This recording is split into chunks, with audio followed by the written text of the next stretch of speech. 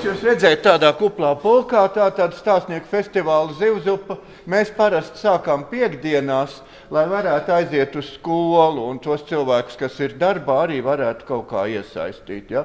Šodien nav skola, bet ir biblioteka, jo biblioteka ir viens no nozīmīgākajiem centriem priekš stāstīšanas un stāstniecības.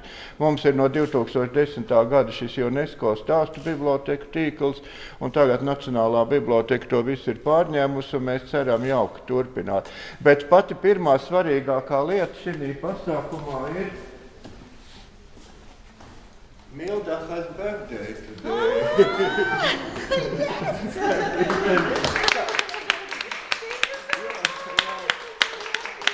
Kā latvieši dzied dzimšanas dienā? Daudz baldu dieniņu, laimiņā dodi, dižani, ražani, dzīvojoti, dižani, ražani, dzīvojoti. Paldies! Oh, wow!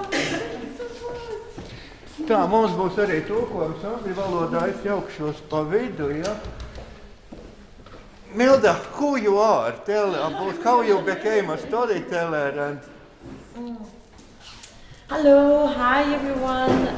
So I am Milda Varnovskaite, and I am a storyteller. I've been doing this for more than 10 years. I started in 2015. You play for translator? Yeah, so tātad labdien, vārds ir Milda Varnovskaite. Varnovskaite, ja tad lietuviešu vārds, uzvārds, latviešu vārds, lietuviešu vārds, uzvārds, un tātad esmu stāstniece un nodarbojos to jau 20 gadus. And I started my career in the Netherlands, and my first language as a storyteller was in English. Es sāku savu stāstniecību Nīderlandē, un man pirmā stāstniecības valoda bija angļu. Because back then in Lithuania there was, I couldn't find anything like no one doing storytelling. So when I got interested in storytelling, I just Googled storytelling courses in Europe, and I found a course in Amsterdam, the Netherlands. Tad savā laikā es Lietuvā gribēju nodarboties stāstniecību, interesējos, bet nevarēju nekur atrast. Un tad es meklēju internetā, un vienīgais, kur atradu, bija Amsterdamā. And I went there, I thought just for the weekend course of intro to storytelling. And I saw there for the first time how the storyteller would tell a story, and I was so mesmerized that I stayed in the Netherlands for 6 years. Tad es aizbraucu uz īsu ievadas kursu, paskatīties, kas tur īsti notiekās, un man tas tā patikās, tiku mesmerizēta, kad paliku Nīderlandē 6 gadus. And so I studied there at the Mezrab Storytelling School with Sahan Sayevdivani. It's an Iranian storyteller, and I finished all the courses what I could, and I also was practicing telling stories in cafes, events, museums, libraries. I started working at the culture center over there and slowly built my career. Shorter sentence. Okay, sorry. Tātad es sāku savu stāstniecību apgūt pie irāņu skolotāja. What is the name of it? Sahan Sayevdivani. Sahan Sayevdivani. I will not try to pronounce this name. Tātad tas bija irāņu stāstniecība, un šajā laikā tad es ne tikai studēju, bet arī sāku stāstīt kafejnīcās, pasākumos. So you started telling stories. Yeah, in different places. Dažādās vietās, jā. And back then in Lithuania it was, if I just returned after my studies to Lithuania, I wouldn't have where to really do it. Jā, un ja es atgrieztos tajā laikā atpakaļ uz Lietuvu, man nebūtu kur pat īsti to darīt. And then after 6 years, I decided to return. I already had some contacts, networked, and so I returned to Lithuania 4 years ago. Bet tad pēc 6 gadiem tad es tomēr nolēmu doties atpakaļ uz Lietuvu. Man bija kādi kontakti, iestrādes, un tad es tomēr 4 gadus atpakaļ atgriežos Lietuvā. Yeah, and started building like a scene for myself in Lithuania. So educating people about storytelling, creating opportunities for me to tell stories. Un sāku veidot savu skatuvi, uzstāšanos Lietuvā, stāstīt cilvēkiem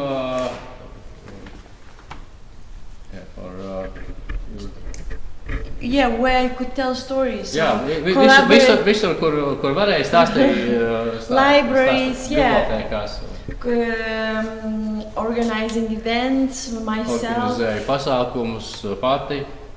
So for example, I've been collaborating with Vilnius University for 8 years, and we are having like open stage night where everyone can tell a story.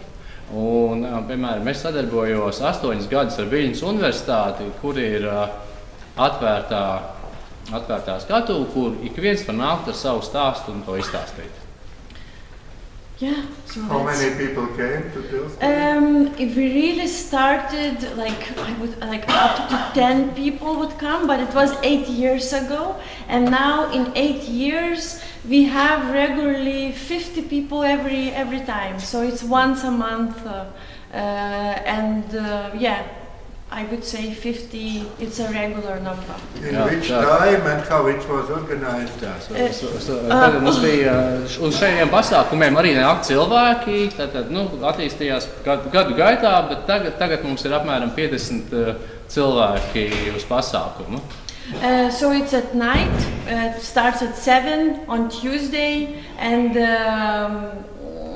we always have a topic, a theme, and if people want to tell a story, they register and they come to tell a story. And the audience is like very mixed, but mainly students.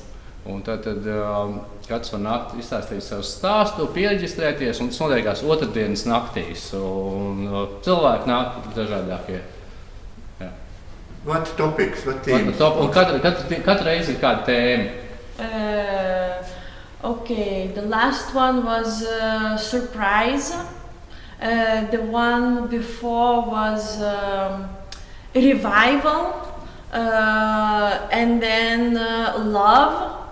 Very just simple topic. Jā, pirms tam bija pārsteigums, mīlestība, atklāsme, dažādas tēmas, vienkāršas tēmas.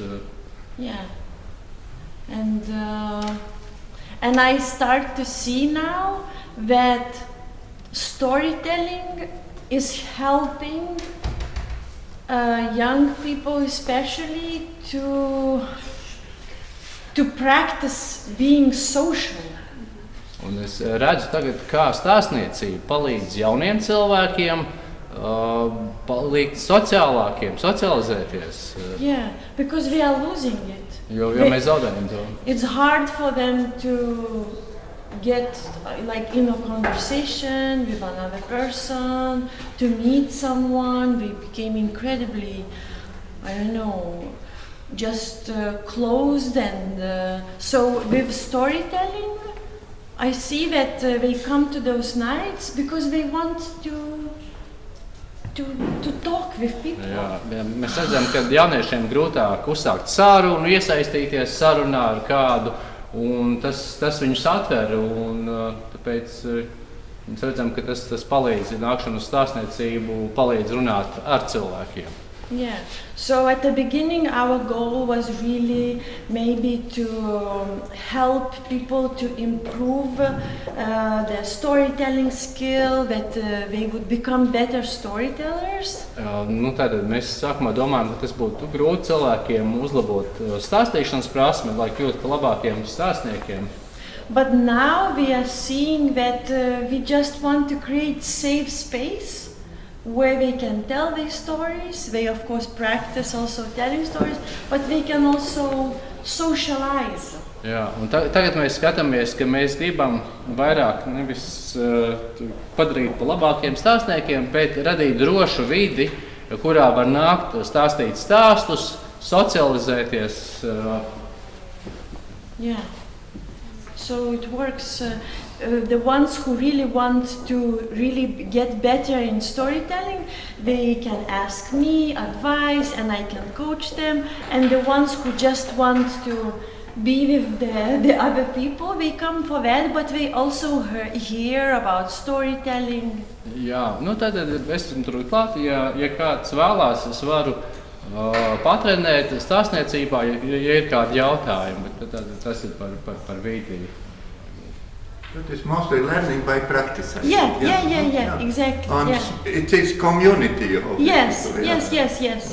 As I say, people came. Yes, I really try to create this feeling of community, and then they bring new people, so it's constantly growing. I have a newsletter with 800 people emails, and I send them a newsletter. Jā, tad ir svarīgi, lai būtu šī vide, kur praktizēt, un viss ir par kopienu, par kopienas sajūtu, un papildus vēl ir arī ziņu vēstule, e-pasta tad ar 800 dalībniekiem, kas var pieslēgties. How it possible to teach storytelling? Kā var iemācīt stāstniecību? To teach storytelling. So I was taught, Jā, man mācīja stāstniecību, jā. I finished the storytelling school, and the training there was, I would say, based on two things. Tad es pabeidzu stāstnieku skolu, un apmācības tur bija balstītas uz divām lietām. On learning like performance art, so how you prepare this instrument. Uzstāšanās māksla pirmā bija, kā jūs sagatavojat šo instrumentu. Yes, yeah. Body, voice. Ķermenis, valoda. And then the other part was really about learning about the storytelling tradition. So one of the first stories I told was Gilgamesh. Tātad, un otra puse, otra lieta bija mācīties par stāstniecību, par stāstniecības vēsturi. Un es sāku ar Gilgameša poēmu. Yes, it's one of the, I think, oldest Tas ir viens no senākajiem stāstiem. So just to also get this broader view of what storytelling art is and how old it is. Lai iegūtu to plašāko skatījumu par to, kas ir stāstniecība un cik sena tā ir. Yeah, and then we were also encouraged to find our own voice, what interests us. Un tad mēs esam iedrošināti atrast savu balsi, kas mūs uzrunā, kas mūs interesē. So I started more with telling, I would say, sort of mixes between personal stories and folk tales. Es sāku stāstīt ar saviem personīgajiem stāstiem un arī pasakas, tad miksēju. And then I moved to really telling a lot of Lithuanian folk tales. Un tad es devos stāstīt arī daudz lietuviešu pasakas. Yes, and now I'm very much interested in telling like historical stories, telling stories about, for example, currently I have this performance telling stories of partisan women. Un tagad esmu ieinteresēta stāstīt vēsturiskos stāstus, un patreiz īpaši man interese ir stāstīt stāstus par partizānu sievietēm. Yeah. So the story really has to do something for me that I want to tell it, not just like, okay, who, what. So I really have to feel, okay, I want to tell this story. Stāstam ir kaut ko jāizdara priekš manis, lai es to gribētu pastāstīt, lai būtu tā sajūta par to, lai tas kaut ko izdarītu, lai tas būtu nevis vienkārši pastāstīt, kas kas kur kad, bet lai būtu tā sajūta, kas kaut ko izdara. Yeah. So I think in this way you are also you as a storyteller become like a medium. Jā, un tu kļūsti kā stāstnieks par mēdījumu. To bring the story alive, of course. If I am telling folk tales, I do a research. I am reading different variants of that story.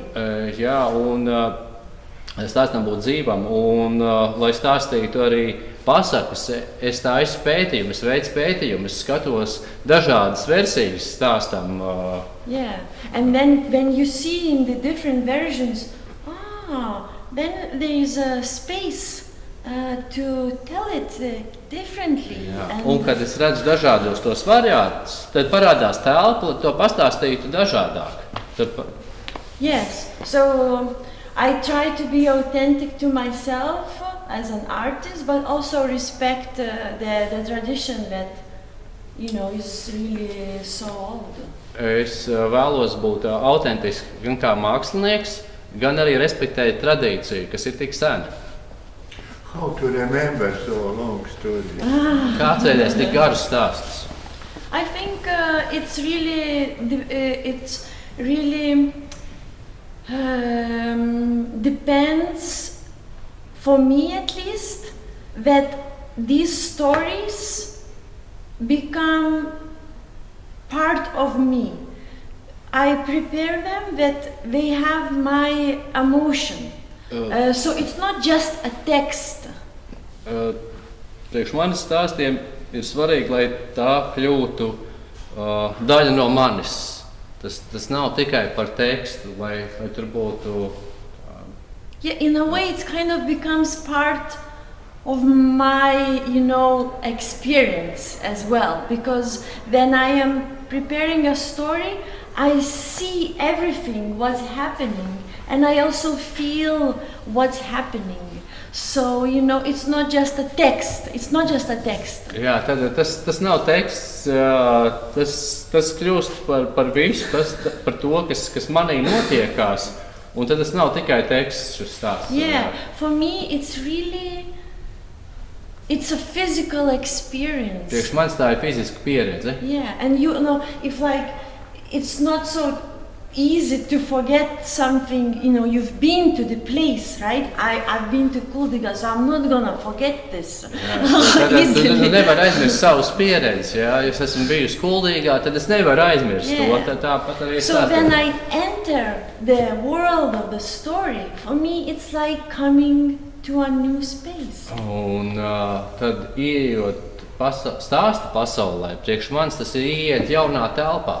And I see everything when I'm telling it. I remember, this. And so I'm telling it, and it's not just like that the text is going. I see everything. And that's why it becomes, in a way, easy for me to tell it. Kad es stāstu, es redzu visu, un es pamanu. Un tas nav tikai teksts, ko es atceros, kas man priekšā acīm būtu, lai to atcerētos. Tas ir redzēt, sajust to. Yeah, it's very important to imagine the whole landscape of the story, to really see everything, even though you're not gonna tell it maybe. Tas ir ļoti svarīgi iztēloties visu stāsta ainavu. Pat ja jūs to nestāstīsiet visu, bet to redzēt, iztēloties. Yeah. And that's why I'm also very careful telling stories from different cultures.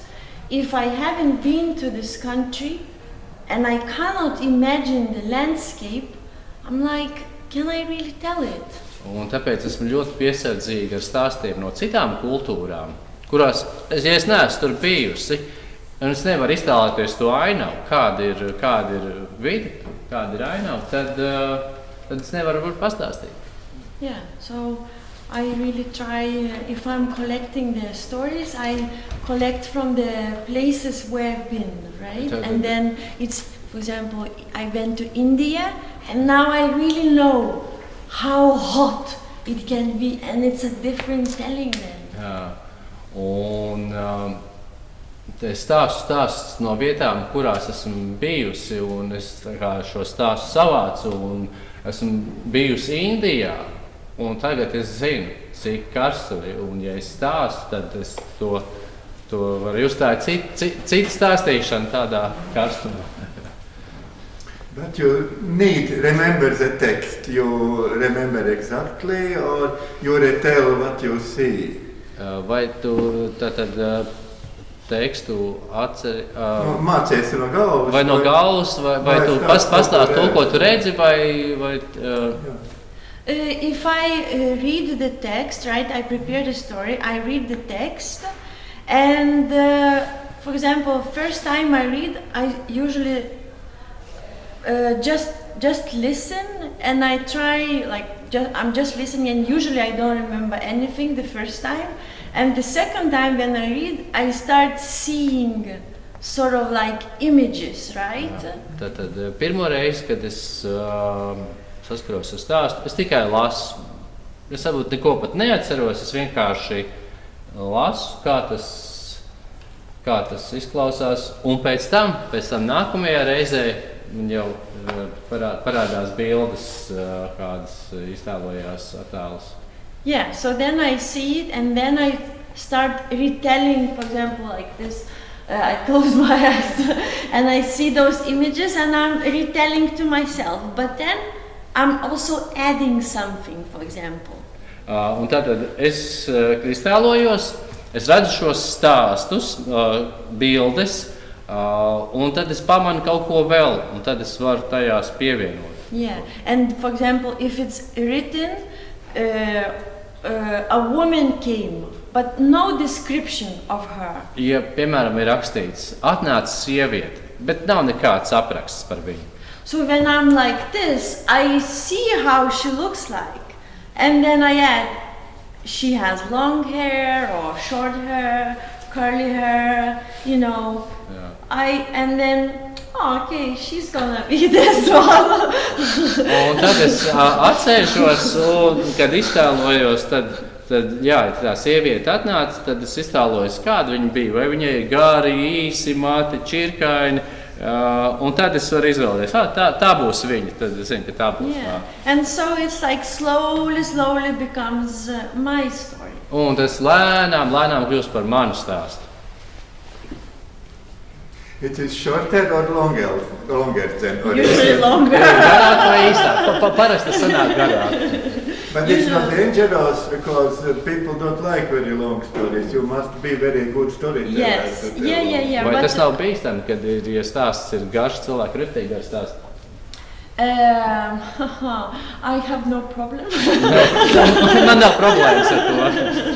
I mean, I feel like even for children, I can do 50 minutes, 1 hour, no problem. I can keep their attention. Jā, priekš bērniem nav problēmas. Pusstunda, stunda, es varu noturēt pat stundu uzmanību. Tā nav problēma. Yeah, I mean, because it's also then becomes very handy the performative skills that I have. Un tas parādās ļoti noderīgi, kad ir uzstāšanās prasmes. Yeah, because I can work with voice, with body, with poses, with everything. Jo es varu stāt ar balsi, ar ķermeni, ar pozām, ar visu. And that really helps. Un tas patiešām palīdz. Varbūt jums ir jautājumi jau sākties. Ja rādās, kā rodās, tad tūlīt uzreiz. Some questions. I was listening to your story, and I think it's a lot of what you say is connected to as being an actor, as a performer. You say you are an artist, but do you think that every actor can be a storyteller, or how much is acting skills needed for a good storyteller, and can anyone become a storyteller, and but not anyone can become an actor? How much of acting is in your profession? Tātad, bet kā ir ar aktieru prasmēm? Saka, liela nozīme ir aktieru prasmēm. Vai tas nozīmē, ka katrs aktieris var būt stāstnieks, vai stāstnieks kļūst par labu aktieri, vai aktieris ir stāstnieks? Kaut kā vienmēr būtīgi.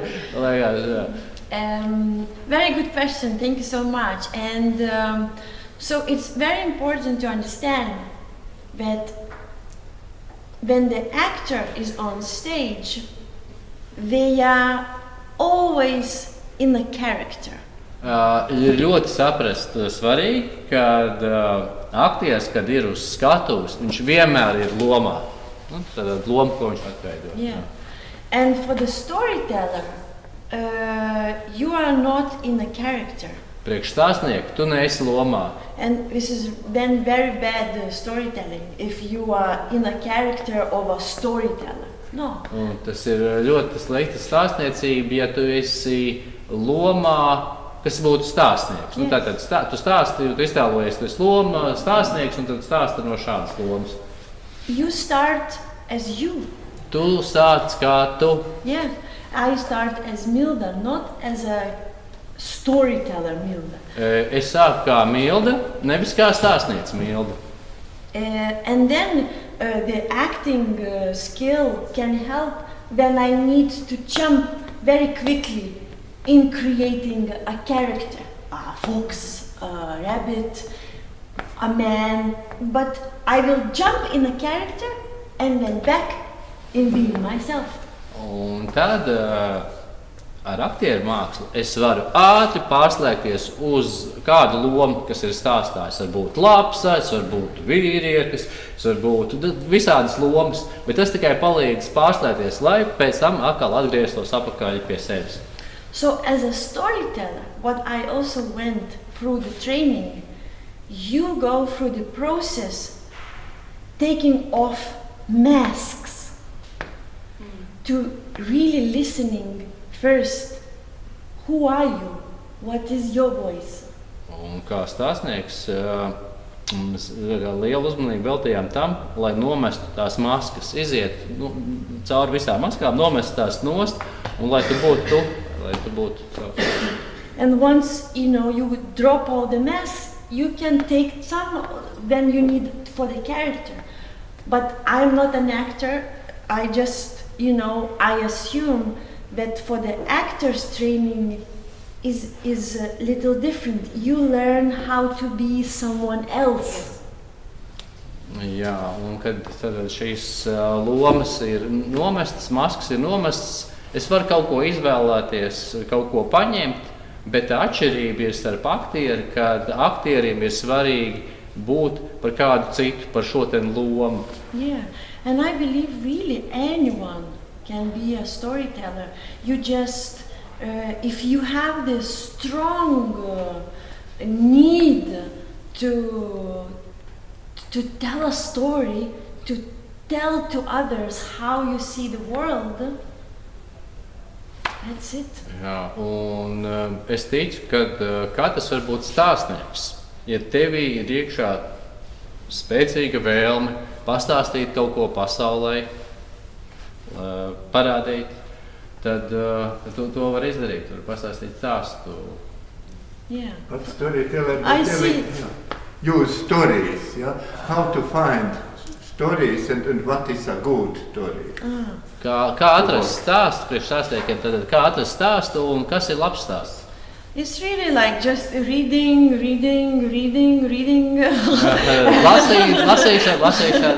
And then finding something that interests you, right? So for me, the first condition, it has to be something interesting for me. Un tad lasot, tu vari atklāt kaut ko, kas varētu būt tev interesants, jā, ko es atrodu par interesantu tajā lasīšanas procesā. Yeah, and it can be you just see a tiny image, or there's like an atmosphere. Tu vari redzēt kādu nelielu attēlu, kādu atmosfēru sajūtu. For example, like I was choosing the one with the stone Piemēram, es izvēlējos to ar akmeni for the event. priekšpasākumu. And I was like, I just couldn't find anything that is interesting for me. Un es domāju, es nevaru atrast neko interesantu, kas būtu priekš manis tur. And I thought, I have this, I cannot, I have a rule. I don't lie.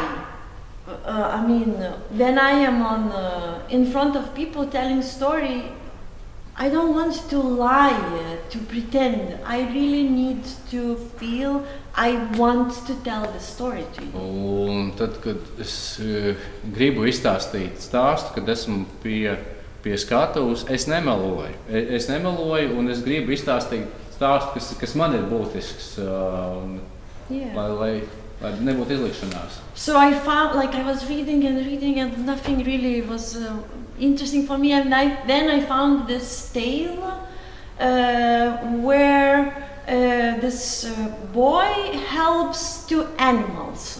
Tātad, es tomēr lasīju, meklēju, līdz kaut kas atradīsies. Un es atradu beigās stāstu par puiku, kas palīdz dzīvniekiem. And even though it's like a very tiny part of that tale that he helps the animals and doesn't allow others to beat them, and I was like, that's something that I can understand him. Un tātad, lasot šo stāstu, tā tikai maza daļiņa par to, ka tas puikas, kas palīdz dzīvniekiem, lai citi viņiem nedarītu pāri. Un tas man uzrunāja, un tas bija tas, ko es saprotu tajā. And then, of course, later he gets this magical stone, and that's why I'm like, yes. Jā, un tad viņš atrod to burvju akmeni. Un tad, tātad stāsts par akmeni. Jā. But this moment that he helped to save the cat and the dog was really close to me. And I was like, okay, I want to tell you the story. Jā, bet tas stāsts tajā brīdī, kad viņš izglāba kaķi, viņš izglāba suni, tas bija tuvu man. Un tad sapratu, ka es gribu šo stāstu stāstīt. Apsidžiaugė katinukas su šuniuku, paėmė tą akmeniuką, katinas norėjo pats nešti, pats būti geras, bernui įsikišo į dantis ir jie išėjo iš tos karalytės. Ir skubini nulėkė, kol priejo jūrą. Kaķītis ar sunīti steidzās atpakaļ, kaķītim akmentiņš zobos un pēkšņi priekšā kas? Jūra. Katė, aišku, nemoka plaukti, o šuniukas moka, tai šuo ir sako, tu man ant kupros atsisėsk, o duok man akmenuką į dantis įsidėti, nes jeigu ką, tai tu paskui ir paskandinsi. Bet katė nedavė, tik atsisėdo šuniukui ant nugaros. Kaķītis nemācēja peldēt, tas sunītis paņēma kaķīti uz muguru un teica, lai dod man to akmentiņu, bet kaķītis nedeva akmentiņu.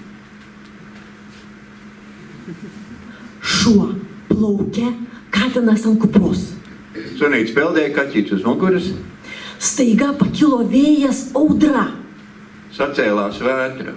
Ir kai davė banga katinui į veidą, ir akmeniukas išsprūdo iš burnos ir... Vilnis uzsita kaķītim un akmens jūrā iekšā. And these folk tales, some of them I really tell already, since the beginning, 8 years or 9 years. Un šīs pasakas es jau stāstu ilgu laiku, jau 8 gadus, 9 gadus. And they are constantly changing because I am changing.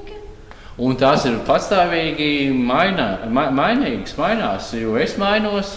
And I also start to see some things that I haven't seen in them before. Un es sāku redzēt kādas lietas tajās pasakās, kādas nebija redzējis pirms tam. Yeah, so these tales, they are so rich.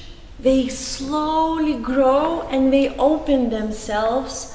The more experience you have, the more times you tell. But if I hadn't told it at the beginning, I maybe wouldn't have been able, to create this connection with this personal story and the folk tale. So for me, this is I don't know, it's maybe not nice, but it's magic. For me, that's the magic. I feel, yeah. Jā, un tad šie stāsti ir bagāti, kad mēs viņus stāstam vairākas reizes. Tur parādās kaut kas vairāk un atklājās vēl. Un, priekš manis tā ir vienkārši maģija, kā tas notiekās. Un kad mēs atklājam pēc laika stāstos vēl kaut ko, un tas ir tas stāstu brīnums. Yeah, so to go back to Gunther, your question, how do you choose? Sometimes you just choose because something, there's something beautiful there. But then the other meaning can open up itself much later. Tātad, atbildot uz Gunta jautājumu, kā izvēlēties stāstus, tad atrast kaut ko skaistu viņos, un pēc tam to lielāko jēgu atrast viņa dzīvē. So in your experience to find like from the story to it can to change. Yeah. Maybe you chose it. Yeah. Maybe you chose this. Oh, I need to find a stone, and oh, maybe something was interesting there. But then through time, if it stays in the repertoire, it also changes and grows. Jā, un tad stāstot stāstu, kaut kas var pamainīties repertuārā, kādās detaļās. Bet tad tas sāk augt no pieredzes, tas aug. Yeah, and that's what also answers to when I say it's not just a text for me, it's really an experience. Jā, un tad tas priekš maniem tas nav par tekstu, tas ir patiešām par pieredzi. And sometimes I see it like this, and it's the same in life. Some events, you explain them in this way, but time goes and then you see them differently. Tas tāpatās kā dzīves notikumiem. Dzīve iet, notikumi iet, un tad mēs ieraugam viņus citādāk pēc kāda laika, tāpat arī ar stāstiem. Bet kā tas izpaužas, ja uzaicina uz kādu pasākumu, un tad tie organizatori, viņi pasūta kādu tēmu vai kā, ko viņi vēlas? Paši organizatori, and how it happens? And the organizers, they usually they set their topic. What do they want, or why do they want it, or how the topic is chosen? Yeah, so I mean, it really depends on the a booking, right? For what event you are booked. Un tas parasti atkarīgs no pasākumu, uz kādu pasākumu stāstnieks ir uzaicināts. Sometimes it's like they just say, oh, we would like to listen to Lithuanian folk tales. Kādreiz vienkārši teikt, ka mēs gribētu paklausīties mazliet lietuviešu tautas pasakas. So then I choose what I like. Un tad es izvēlos, kas man patīk. It's like from the whole thing. And sometimes there is a topic. So I need to do more work trying to fit into the bigger topic. Un kādreiz ir tēma. Tad man ir jācenšas iekļauties lielākā tēmā. But that's very normal for you as a storyteller because you really need to be very flexible. Bet tas ir normāli priekš stāstnieku, jo stāstniekam ir jābūt ļoti fleksiblam. And it makes also interesting because then you start, okay, what can I do? Jā, un tas arī ir interesanti, jo tad tu vari sākt domāt, kā tu to izdarīt, ko es izdarīšu.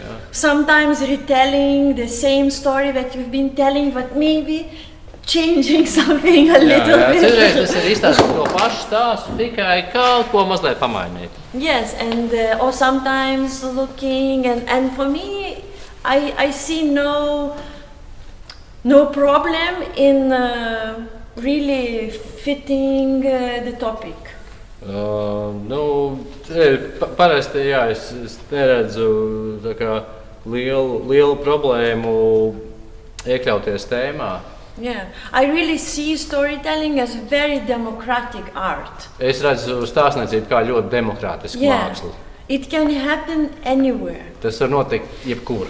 And you should be, as a storyteller, you should be ready Un tev kā stāstniekam jābūt gatavam, to tell a story. izstāstīt stāstu. If there is an audience, you Ja know, tur ir one auditorija. person listening and one telling, Ja ir auditorija, viens cilvēks klausās, yeah, the magic can happen. maģija var notikt. You experience with libraries, Lithuania and maybe Yeah. outside. Yeah. Pieredze bibliotēkās, Lietuvā un ārpusē. So Lithuania now, let's say, rediscovering storytelling. Nu, tā Lietuva patreiz atkal atklāja stāstniecību.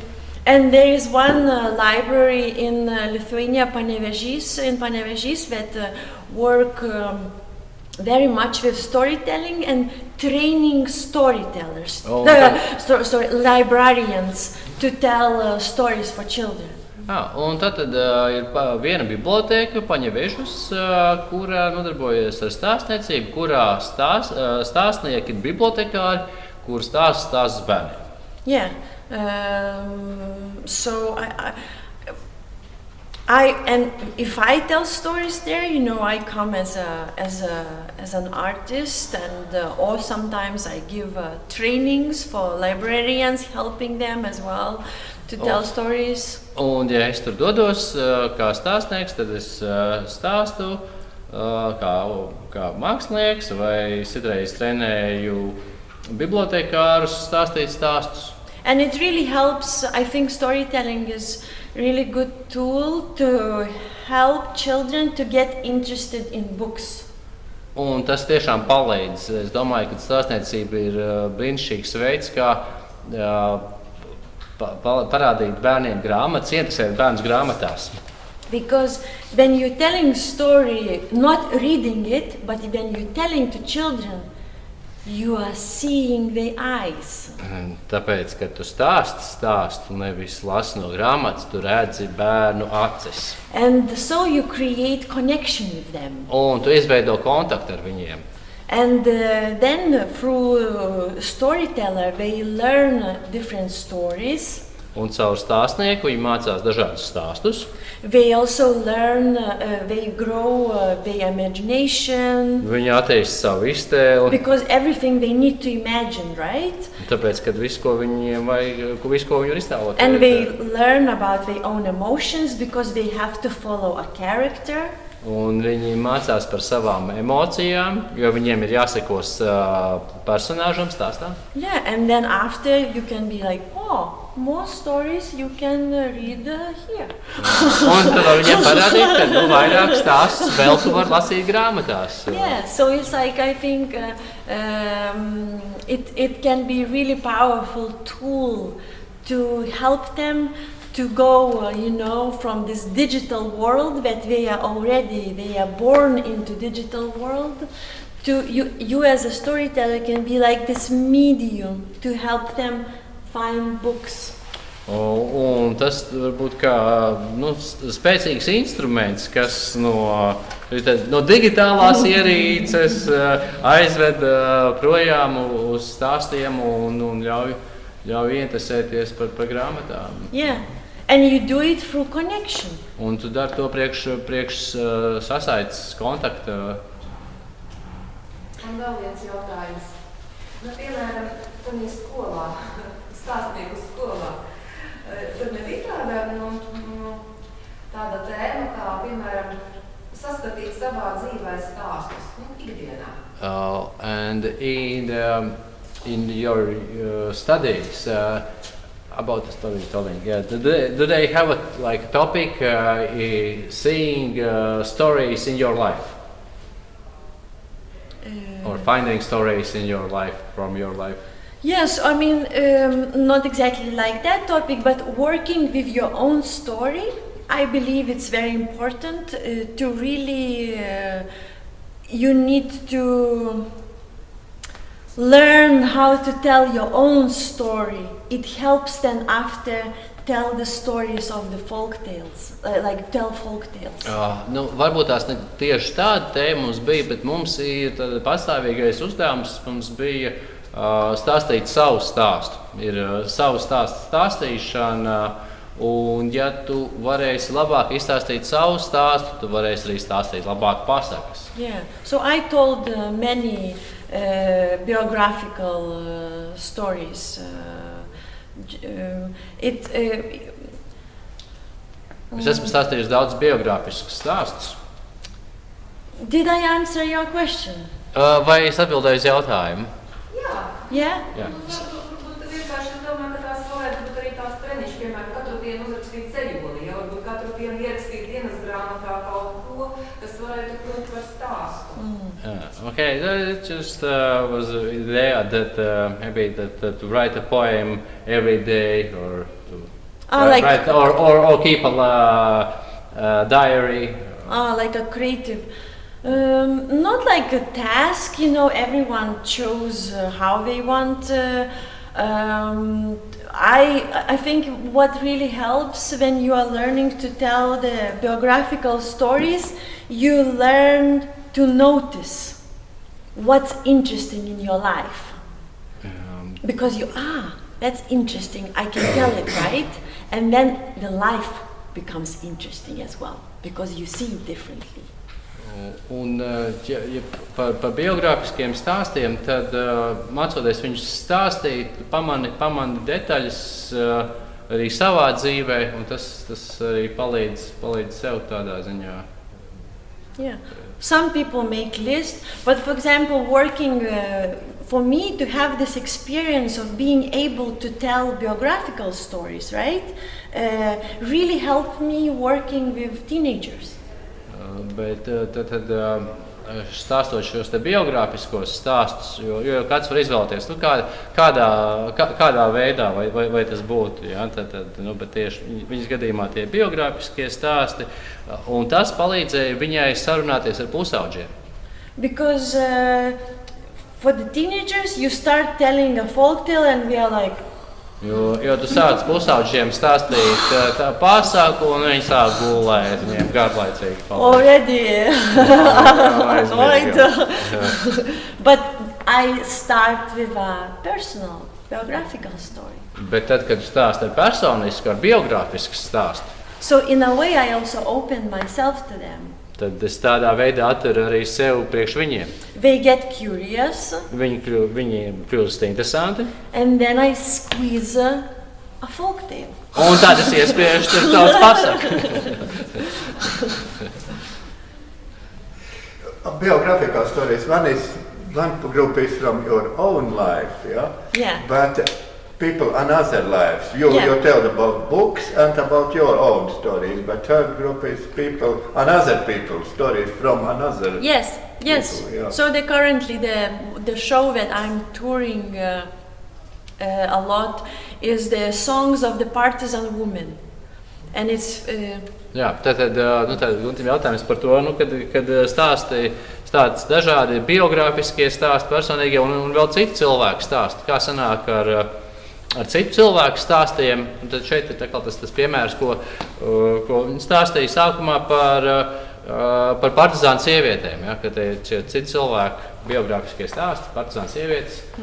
So it's really taking the stories, life stories of real people.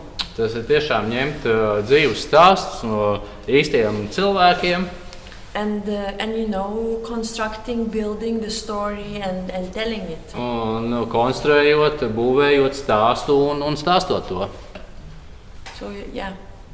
What about constructing more in detail? Jā, kas būtu par stāstu konstruēšanu? Vēl ko detaļas var pastāstīt mazliet vairāk? So I worked a lot with historical stories. Esmu strādājis daudz ar vēsturiskiem stāstiem. With different museums in Lithuania. Dažādiem muzejiem Lietuvā. Bringing these stories, making them alive. Un nesot šos stāstus tā, ka tie kļūst dzīvi. So I have to be very careful to keep, the truth. Jā, man ir jābūt ļoti uzmanīgai, piesardzīgai. Kad stāstot biogrāfiskus stāstus par par patiesības slāni. Jā. So if if the folk tale, I can just like sit and imagine everything. Ja es pasakā varu atsēsties un iztēloties vienkārši lietas. The historical stories, I need to do a research. Priekš vēsturiskiem stāstiem man ir vajadzīgs veikt izpēti. So watch the videos, Skatīties video, go to archive with the photographs, iet uz arhīviem ar fotogrāfijām, read information, about how people, what they ate, how they dressed in that time. lasīt informāciju par cilvēkiem, kā viņi ēda, kā viņi ģērbjās tajā laikā. And then you have this whole you build this world, and it's constructing. It's important to have an event, right? Something has to happen, right? You have to have characters, yes. You have to have a dramatic arc. So it's interesting for the audience, and this is how you build a story. Often it's absolutely different stories than what you find and read and chat from people. Yes, but it everything is based on some kind of data. Yes. Bet tas ir balstīts uz datiem. Viss tur tajā stāstā ir, lai nodot šo pamatvēstījumu, bet šī tās detaļas, kas tiek pievienotas, ir dēļ paša stāsta. Tur parādās tā konstrukcija, ka tam stāstam ir jābūt par notikumu, tur jābūt kaut kādai aktivitātei, personībai, jābūt stāstā arkai, kas veido šo konstrukciju. Lai būtu struktūra. Jā. How to survive as storyteller? kā izdzīvot stāstu? Your typical week. What you do one week typically? No typical. No. Vai tev ir kāds tipiskā stāstniekam, kāda tipiska nedēļa, kā paiet laiks? Nekas nav tipisks. Ne.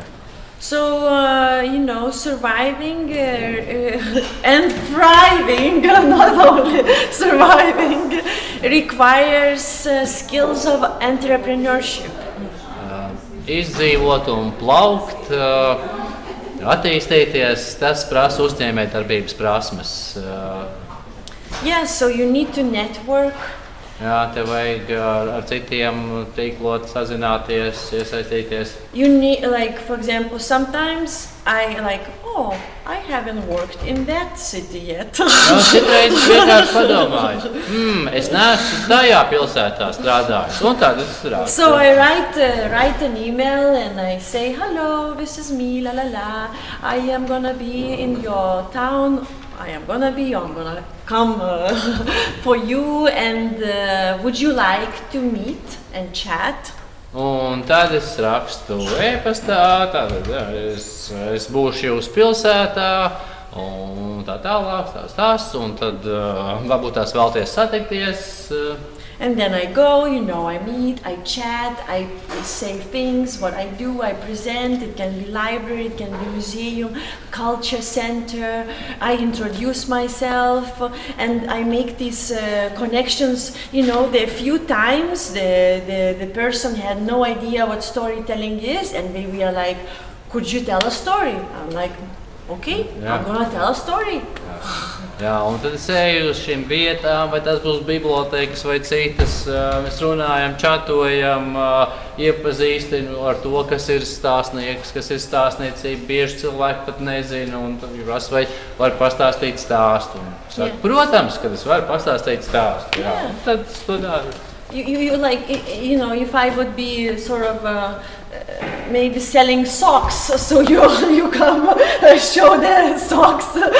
Jā, piemēram, ja es pārdotu zeķes, es nāktu un rādītu, kur man ir zeķes. Jā. But I have to somehow show the stories, right? Jā, bet man ir kaut kā jāparāda stāst. So either I invite people to come to an event, right, what I'm doing, or I go there and I remember, just like you imagine, administrative table, an accountant, a director of institution, and me telling a story. Jā, un citreiz aizēju un kā stāstnieks, un tad vienkārši aizēju pie darba galda, tur ir grāmatvedis, visi firmas darbinieki, administrācija, un tad es daru savu darbu. You really need to show yourself. Tev ir tiešām jāparāda sevi. Build the repertoire, build the skill, and show yourself. Jāveido repertuārs, jāveido prasmes un jāparāda sevi. And also work with social media, putting yourself out there. Un jāstrādā sociālajiem mēdījiem, vienkārši sevi jāliek tur, ārā, jāparāda sevi. Yeah, and you survive and thrive. Un tad var izdzīvot un plaukt. It is a profession in the list of profession storyteller. Is it Lithuania? No. Vai Lietuvā tas ir profesijas sarakstā stāstnieks? Nē, And you are alone in Lithuania, or you have another semi-professional or professional storytellers? Working like me, that flexible, I would say I don't know. I mean, maybe I don't know someone, but it's mainly me. Yeah. Jā, But tad it's- jautājums, vai ir kāds vēl kādi, kas darbojās ar stāstniecību, tik fleksibli un tā, kas tā strādā tādā Yeah. veidā, kā es laikam pagaidām Working with liekas, vien- repertoire, ar having repertuāru different strādājot stories. ar dažādiem stāstiem. Not šādā- like one šādā show, not one show, that has storytelling, but really having tales, personal, having a repertoire. Jā, tad es atceros varbūt no citiem, kas ir tā kā ar vienu šovu, vienu uzstāšanos, tādu veidu stāstniekiem, bet tādu veidu stāstnieks, kas ir ar plašu repertuāru, personīgiem, vēsturiskiem, bibliogrāfiskiem, visu veidu dažādiem stāstiem. Tas ir But of course, there are people who tell stories. They But- tell in theater. They tell, different stages. Of course, I'm not the only one telling stories. Bet, protams, ir cilvēki, kas stāsta stāstus uz skatuves un citur, dažādās vietās. Ir stāstnieki, jā. Do you have organization for people? Vai ir organizācija cilvēki? We have Latvian Storytellers Association for people who do this work. It's a good thing for projects. But do you have in Lithuania something similar? I mean, so it's my organization there that I work with. If someone wants to work with me, like in this kind of way, then of course we can work together. But in this moment, it's more me. And if I want to do a project, then I write an application. I try to get funding. Yeah. So but. Jā, tad jautājums, vai Lietuvā ir stāstnieku organizācija, jo Latvijā ir stāstnieku asociācija, kas ir organizācija, kas palīdz projektiem, un tad atbildi ir tāda, ka es esmu organizācija, un, ja vajag strādāju ar projektiem, sadarbojos, varu uzaicināt, un tā tālāk. Jā. Yeah, it's more like sort of libraries get interested in storytelling, right? They do I don't know, something, museums get interested, NGOs, non-governmental organizations. Jā, tas vairāk, kad bibliotēkas ieinteresētas stāstos, sabiedriskās organizācijas ieinteresētas ir. How you teach librarians to tell stories more in detail? Kā māc bibliotekāriem stāstīt? Very easy question, Gunter. Ļoti vienkārši jautājums. How?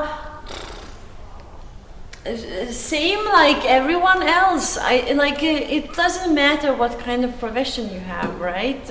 Either you are a librarian or anyone else, it's gonna be similar training.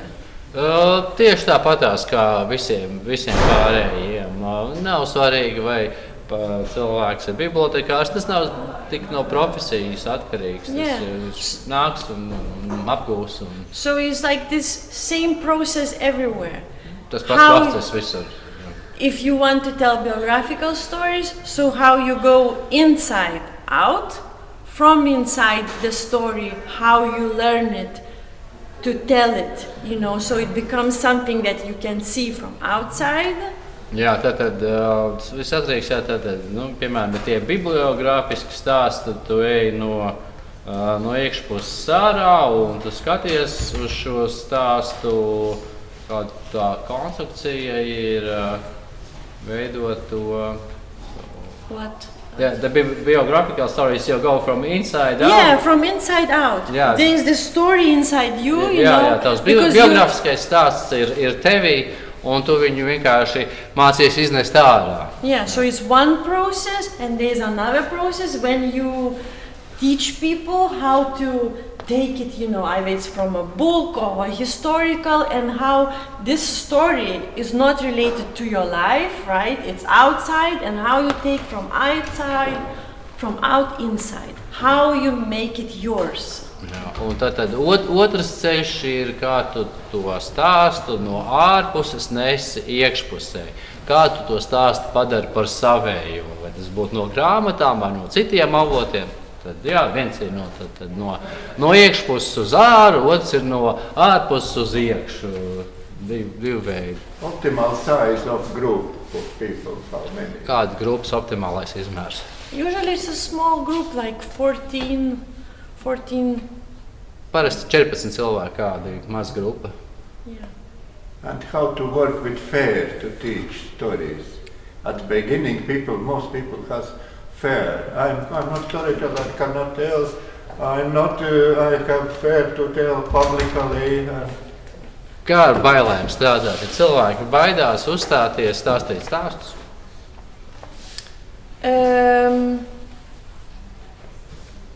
So training people anywhere also requires you from the trainer also certain skills. Tātad mācīt cilvēkus trenēt, tas arī prasa noteiktas prasmes. You have to be also very sensitive, right? Tev ir jābūt arī ļoti sensitīvam. And if sometimes you can see, you can encourage and help people to overcome this fear. Bet kādreiz tu redzi, tu vari iedrošināt cilvēkus pārkāpt pār šiem bailēm. And sometimes you have to accept that you can't do anything. Un citreiz tev ir jāpieņem, ka tu nekā nevari izdarīt. Yeah, they will need more time. Viņiem būs vajadzīgs varbūt vairāk laiks.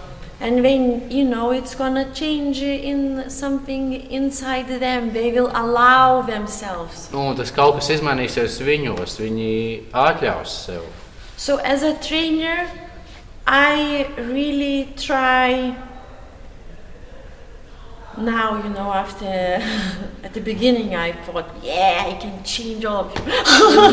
But now I really just try not to interrupt, the process, just to support the person in their journey. No sākumā es kā treneris domāju, es varēšu iemācīt un tā tālāk, bet tad es sāku skatīties, kad vajag ļaut cilvēkiem, ka viņi paši līdz tam nonāks, palīdzēt iedrošināt, palīdzēt viņu ceļojumā, jā. Yeah, and sometimes you see the person is so fragile, you cannot even say anything bad. So maybe for 2 years you just need to say compliments. Jo kādreiz ir cilvēki tik trausli, ka tu redzi, ka cilvēkam 2 gadus, ir tikai jāsaka komplimenti, jāatbalsta ar tiem. And after 2 years, maybe they start a little feel better. You say one thing, maybe you can do a little bit like this. Un tād pēc 2 gadiem tu vari pateikt, varbūt tās tu vari mazliet tagad citādāk. Maybe a little louder. Varbūt tās mazliet skaļāk pamēģināt. So yeah. Bet par tēļa situāciju, piemēram, ja kāds briesmīgi grib stāstīt, un viņš tur vēl garumā, viņš tur stāsta tik briesmīgi garlaicīgi, ka nevar izturēt. Ko tad tu to darīt ar šādu. Yeah, but what to do in an opposite situation when it's like full of willingness to tell the story and can be quiet and also the story is boring and everything is horrible. What to do in this situation? Yeah, we know these people. Mēs zinām viņus, jā. Every group. Katrā grupā. I see it personally. I answer to myself, person wants attention. Tas, ko es parasti tā kā piefiksēju sev, to, ka cilvēks grib uzmanību. Yeah. So at the same time, you try to give that attention with specific things. Un tad tu centies dot uzmanību ar specifiskām lietām. You remember their name.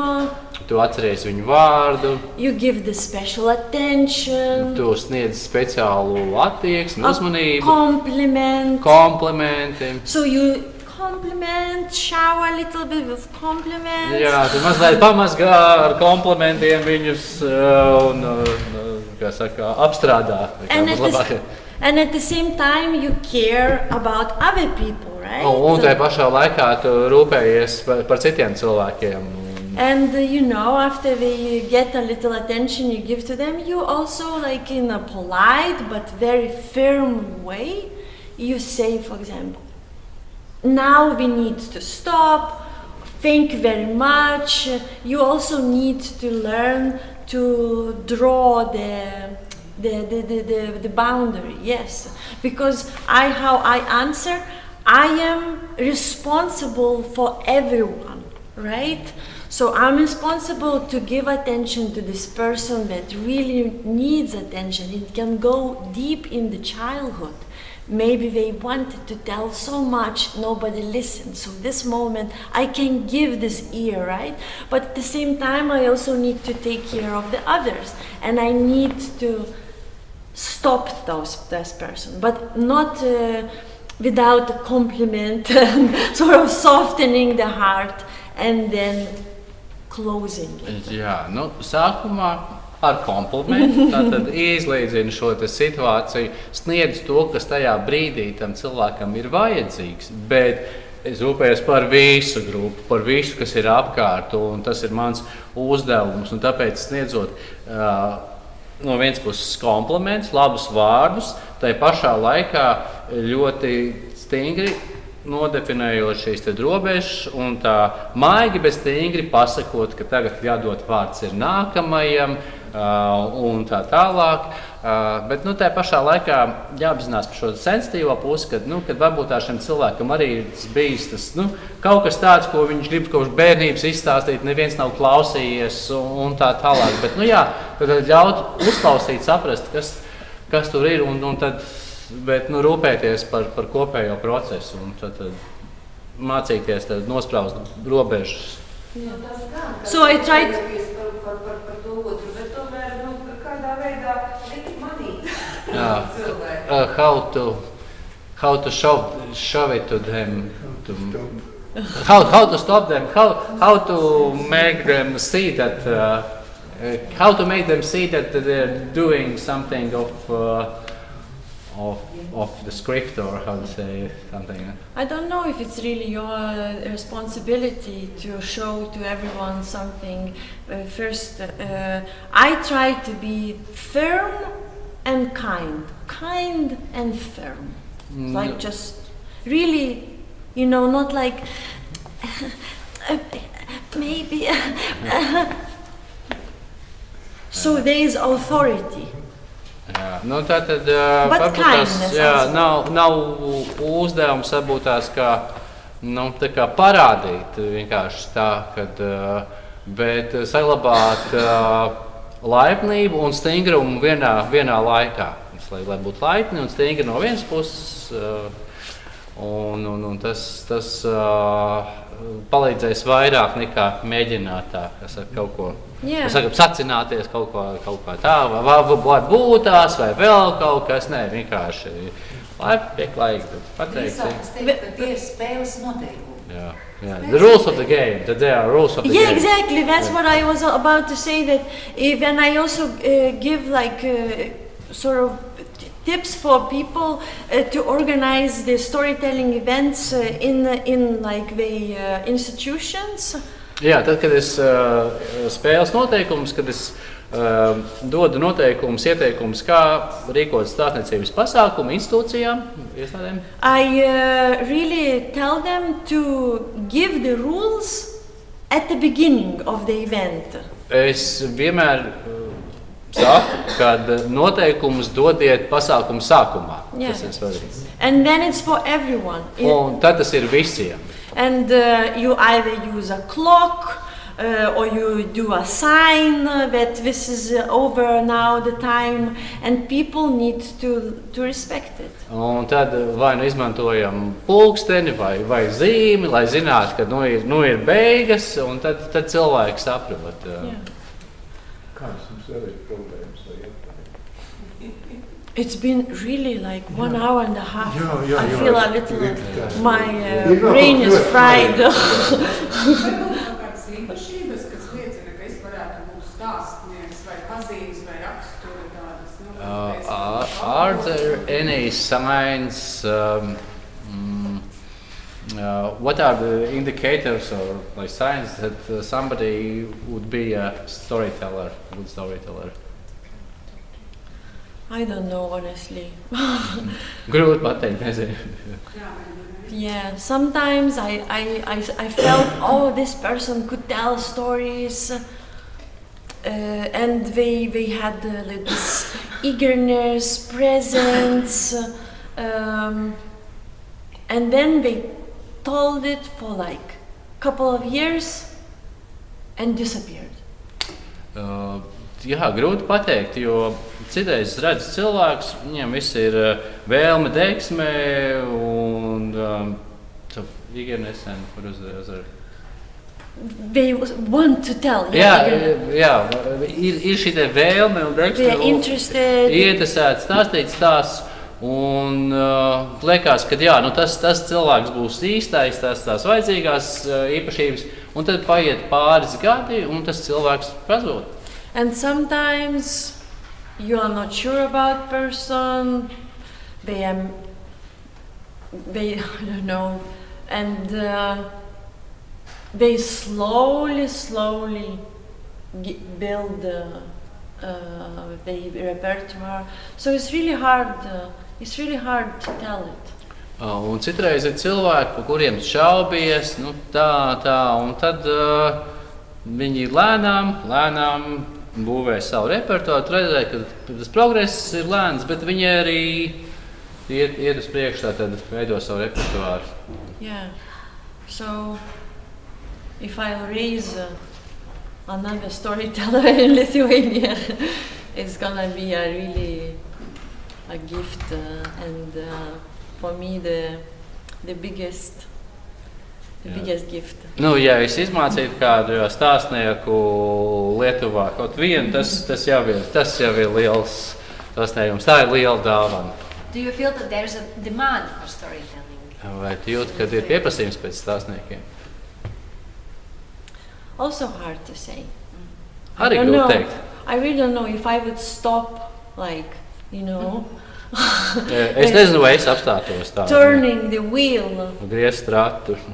If there would be like people suddenly, Something is missing. we need someone to tell us a story. I really don't know. Yeah, but I is really your don't know. is your schedule like booked? Are you busy enough? Vai tu esi aizņemts, vai tev viss ir jau rezervēts? No, I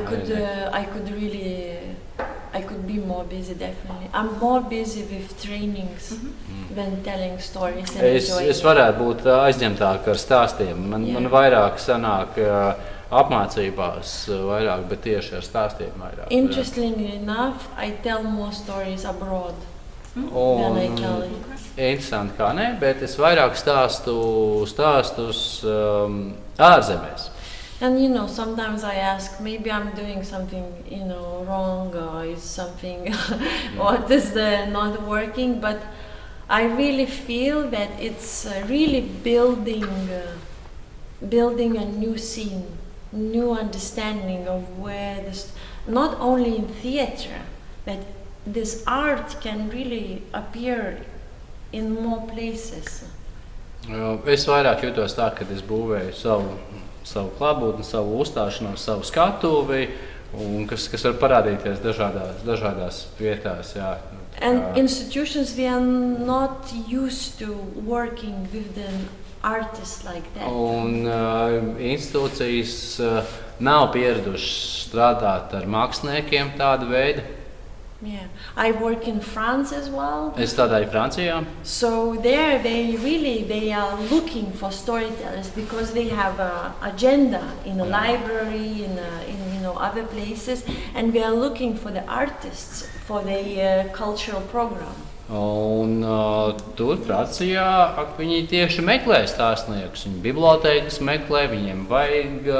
Un tā ir jau programma, tā ir daļa no programmas, kur viņi vēlās nosegt un meklē stāstniekus, uzaicināt. Yeah, just in March, we with our show we participated at this professional day, where the whole day librarians from different libraries of the certain region they come in one library. Un tad martā mums bija vēl pasākums bibliotēkā, kurā nāk bibliotekāri no dažādiem reģioniem. Tā kā metodiskā dienas. Jā, metodiskā mācība diena. And then different artists they present like 20 minutes of the show that they have. Tad dažādi mākslinieki prezentē 20 minūtes savu uzstāšanos. So first half of the day was performances for little children, for babies, for the school age children. Un tad pirmā dienas daļa bija uzstāšanās priekš bērniem, priekš mazuļiem, priekš skolas vecbērniem. Primary school, and then after lunch it was for older kids, teenagers shows. Un tad pēc pusdienām tas bija priekš vecākiem bērniem, tīneidžeriem, pusauģiem. And so then they choose what works for them, what they are planning, what they are planning for the year, and they book you.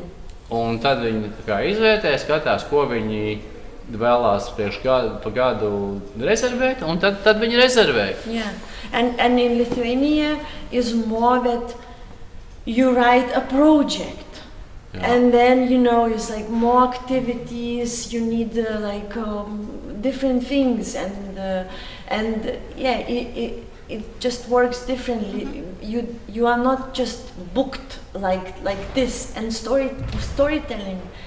It helps very much to be able to be booked like this. Un Lietuva atkal ir savādāk nekā Francijā. Lietuvā rakstam projektus. Es pieļauju, ka Latvijā kaut kā līdzīgi varbūt tās, nebija Latvijā similāri. Tad rakstam projektus un tad viss projekta darbs un tā, kamēr tur atkal vienkārši stāstnieki tiek rezervēti, nobukoti, un tas ir ļoti svarīgi, lai stāstnieki varētu vienkārši tikt rezervēti, uzaicināt uz kādu pasākumu. Yeah, and also there is another maybe that is helpful.